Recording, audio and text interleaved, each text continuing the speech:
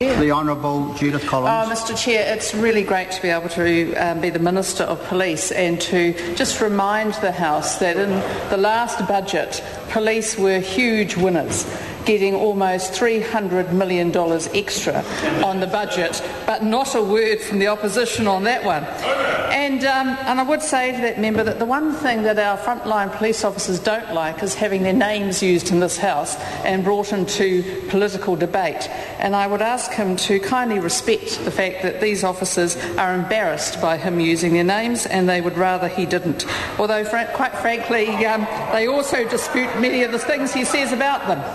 I think one of the things that we can note is that police are in fact the best police force in the world, our New Zealand police. And if anyone wants to argue with that, not a word from the opposition about the fact that in the UMR poll, for the first time, police have now at 78% people think that they are fantastic, they do a good job, the highest rating ever, 7 points increase in 1 year. And yes, the government has something to do with it in terms of funding and with leadership and actually direction and backing the New Zealand police. But the majority of the credit should go to our police officers who every day put their lives on the line for us. And I would like to give them that credit. But just some of the very good success stories from New Zealand Police in the last financial year. Thank you, Mr Ockenville, I certainly will. Well, in organised crime, for a start, we recognise that there is a problem with organised crime.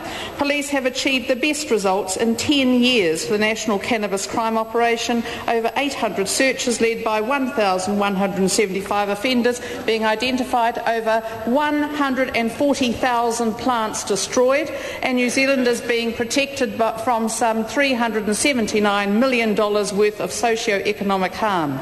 3 major operations, Viper, Veto and Web, smashed serious drug operations. Operation Viper in September 2008 saw more than 70 people arrested for serious drug dealing offending.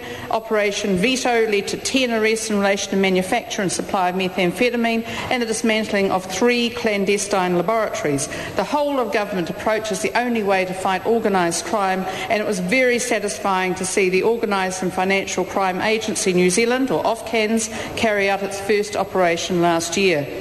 This signalled that New Zealand has become a more hostile environment for organised crime groups, and this government was very pleased to be able to get through the House legislation such as the Criminal Proceeds Recovery Act, the Anti-Money Laundering and Countering Financing of Terrorism Act, which empower police to hit crime bosses where it hurts. Police have continued to invest in staff and equipment that reflects international best practice. New digital radios in the Wellington region were the culmination of 4 years' work and greatly improved the safety of officers. The opposition may think that's nothing to get excited about, but this government does. Auckland and Canterbury are on track to have digital radio this year, and the national taser rollout is underway. Thank goodness, following the government's decision to back the police and put an extra $10 million into it in the last budget. Early data shows that 90% of violent instances where tasers are presented, the situation's resolved without any physical force or even shooting of the taser. Really? Yes, no, amazingly. Our government is serious about giving police the right tools to do their job safely.